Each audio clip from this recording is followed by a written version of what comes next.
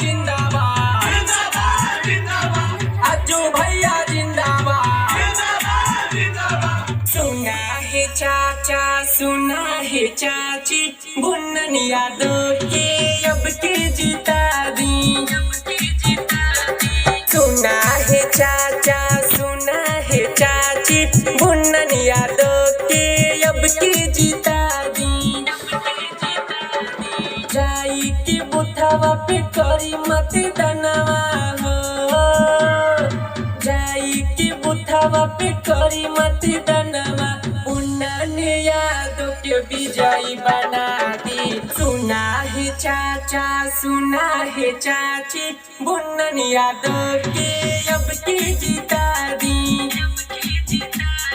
सुना है काका सुना है काकी, बुन्नन यादव के विजयी बना दी। जिनके रगों में खून नहीं जुनून दौड़ता है, वही इंसान रिकॉर्ड तोड़ता है।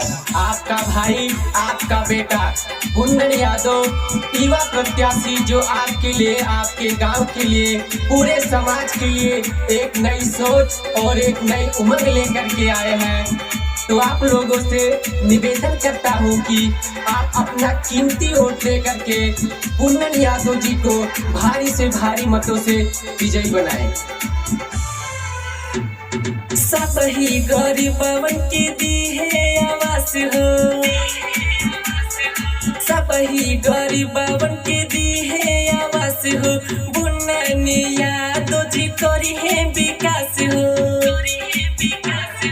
कहेल सबसे जोड़ी के हथवा हो, कहेल सबसे जोड़ी के हथवा, भैया हो बहिनी भूली न जइहा। सुना है चाचा सुना है चाची, बुन्नन यादव के अब के जिता दी। सुना है चाचा सुना है चाची, बुन्नन यादव के अब के जिता दी। अज्जू भैया जिंदाबाद, बुन्नन यादव जिंदाबाद, सबका साथ सबका विकास, बुन्नन यादव जिंदाबाद।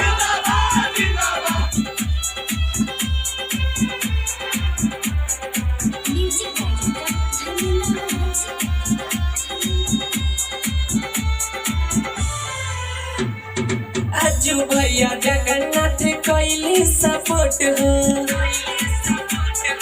अज्जू भैया जगन्नाथ कैली सपोर्ट हो, पाचू भैया कहे सबसे दिहा इनके वोट हो।